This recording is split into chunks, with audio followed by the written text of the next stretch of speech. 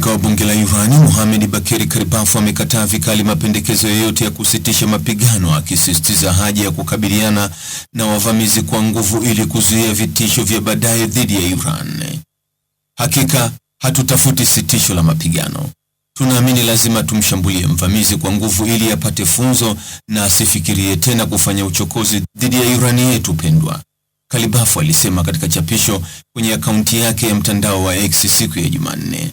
Aliongeza kuwa kile alichokiita utawala wa Kizayuni unaona kuendelea kwa uwepo wake wa aibu katika mzunguko wa vita, mazungumzo sitisha mapigano kisha vita tena, ili kuimarisha utawala wake. Tutavunja mzunguko huu, alisisitiza Kalibafu. Marekani na kile kinachoitwa utawala wa Kizayuni walizindua kampeni kubwa ya kijeshi dhidi ya Irani kufuatia kuuawa kwa kiongozi wa mapinduzi ya Kiislamu Ayatollah Said Ali Khamenei pamoja na makamanda kadhaa wa juu wa kijeshi na raia mnamo Februari 28 mwaka huu. Mashambulizi hayo yamehusisha mashambulizi makubwa ya angani dhidi ya maeneo ya kijeshi na ya kiraia kote Iran na kusababisha vifo vingi pamoja na uharibifu mkubwa wa miundombinu. Kwa kujibu, vikosi vya jeshi la Irani vimefanya mashambulizi ya kulipiza kisasi vikilenga nafasi za Marekani na Israeli katika maeneo yanayokaliwa na pia kwenye kambi za kikanda kwa mawimbi ya makombora na drone. Wakati hayo yakichomoza, kwa upande mwingine, katibu wa Baraza Kuu la Usalama wa Taifa la Irani, Ali Larijani, amemwonya Rais wa Marekani Donald Trump kuhusu uwezekano wa kuangamizwa, akisisitiza kuwa taifa la Irani lililo imara haliogopi vitisho visivyo na msingi.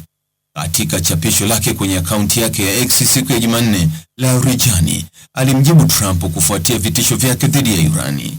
Alisisitiza wazi kuwa taifa jasiri la Irani linaloongozwa na mafundisho ya Ashura haliogopi vitisho vya rais wa Marekani ambavyo alivitaja kuwa ni vya maneno matupu. Hata wale waliokuwa wakubwa kuliko wewe wameshindwa kuliangamiza taifa la Irani, Larijani alimwambia Trump. Kuwa mwangalifu usije ukaangamizwa wewe mwenyewe, ofisa huyo wa Irani alimwonya rais wa Marekani.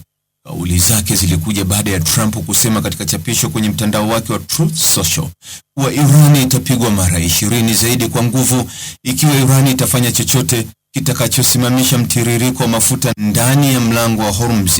Itapigwa na Marekani mara 20 kwa nguvu zaidi ya ilivyopigwa hadi hivi sasa.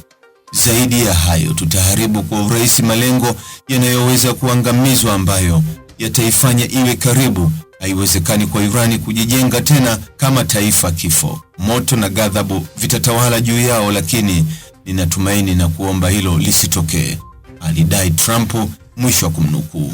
Mtazamaji, ni yapi maoni yako kuhusiana na taarifa hii?